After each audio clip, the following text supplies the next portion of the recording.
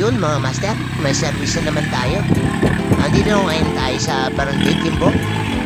Magsa-service tayo na yan dito kay Lolo Nardo. Na napaka-pogi kong lolo. At yan si Lola, sumunod na nga ni. At kita ay masunod na din para makatapos agad tayo sa ating service. At hindi na nga ni, nandihin ako sa taas. Hindi ko na inakit ang aking tricycle dyan. Kasi medyo mahirap yung daan.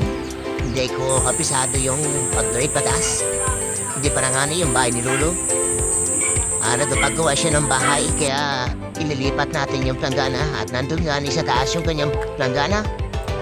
At edi yung hagdan na ating adamitin ay parang natadalawang isip ako. Baka kita ilaglag din yung hagdanan na ere. Yung hagdan pa na nga ning inadamit natin ay hindi ko dinala. At pag na ring lakarin pa ay hindi ko na inadala at mabigat din pasaan pasaanin.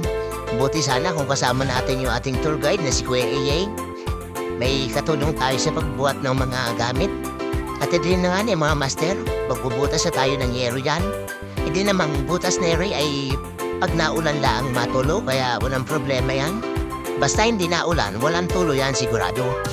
May ginalang at di masyadong kainitan, kaya nagdare-dali na tayo sa pag-install ng ng plato. Ayan na nga nit, may padapa-dapa pa tayo sa yero. Pero kung mainit yan, paso ang balat mo dyan, magdapa-dapa dyan. Eh ba't parang nakatulog na wari? Bakit ron tagal mo nang nakadapa dyan? Hanapan na natin ang signal yan. Inintayin lang natin tumunog ang ating sat finder. At tumunog na nga ni, siya na ere. Ibig sabihin yan mga master ay may signal na. Tapos na tayo yan mga master.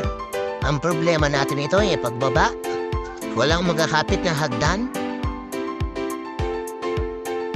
Antayin lang natin matapos yung pag-scan niya.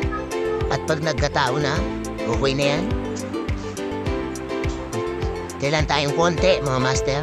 At shoutout pa lang dyan sa lahat ng mga estropi sa buong mundo at sa ibang planeta, baka may nakarating na.